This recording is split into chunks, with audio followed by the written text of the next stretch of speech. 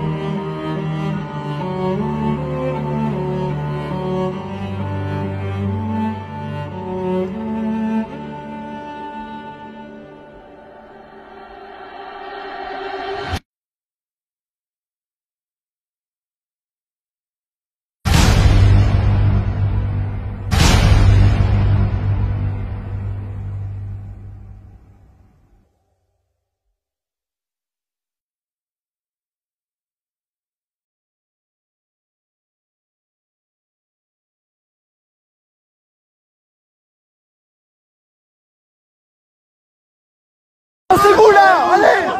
On vous laisse tranquille.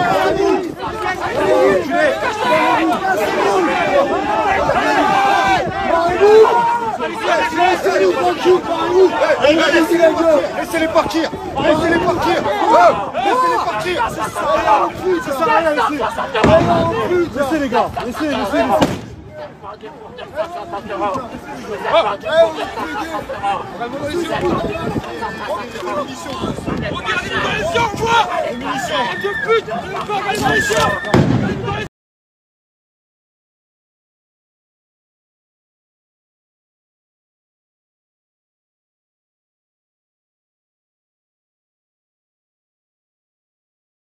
C'est bon.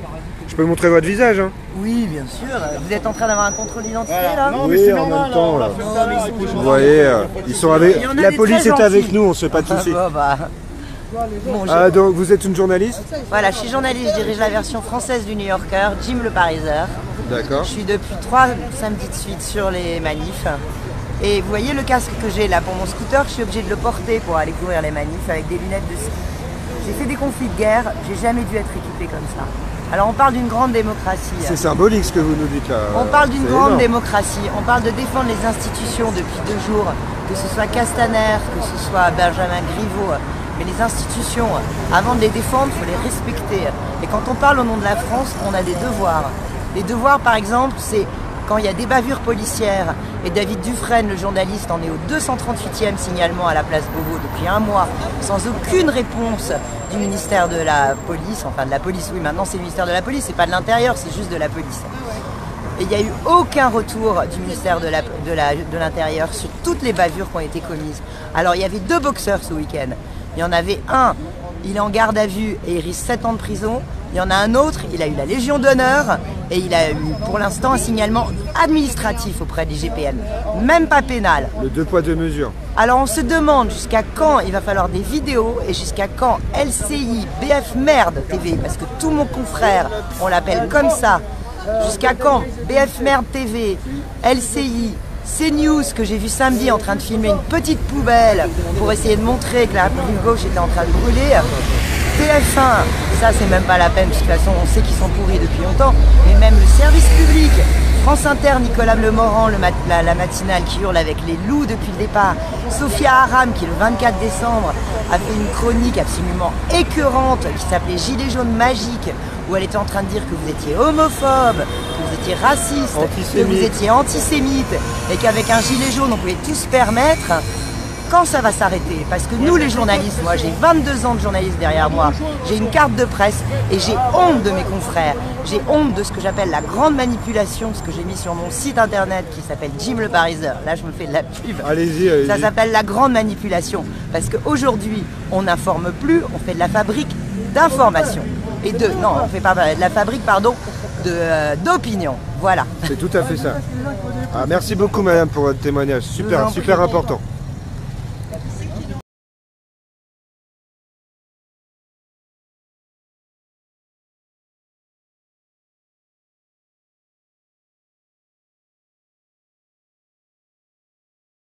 Non, non, non.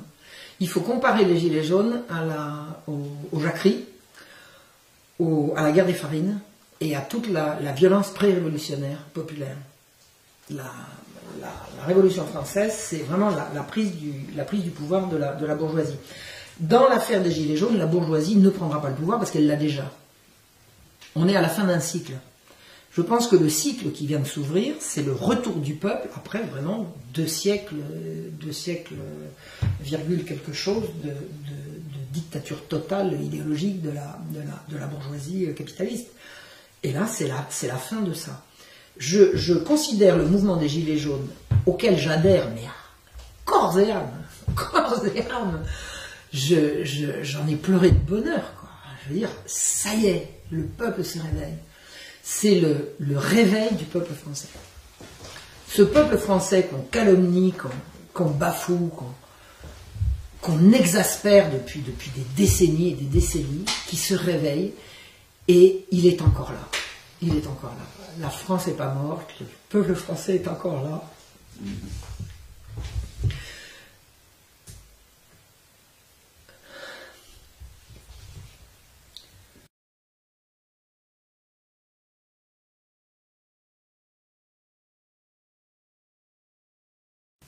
Tout est possible.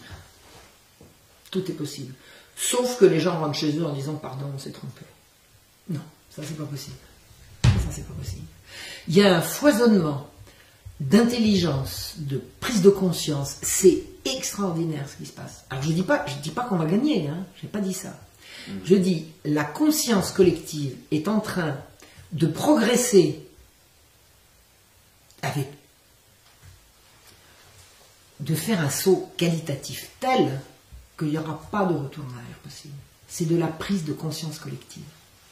C'est extraordinaire. C'est historique. Je pense que dans l'histoire de France, jamais la France n'est tombée aussi bas.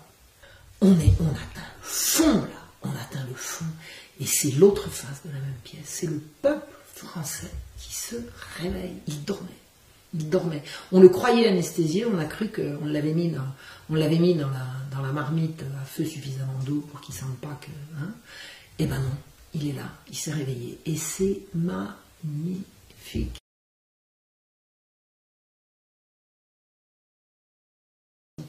On est collectivement, qu'est-ce que c'est qu'une nation? C'est un ensemble de gens qui obéissent aux mêmes règles, à la même morale, à la même globalement, qui vivent ensemble sans se mettre sur la figure, sans se mentir, C'est beau une nation, c'est beau une nation, c'est beau une patrie, c'est beau de se battre pour la patrie. Je veux dire, participer au bien commun, je trouve ça très bien.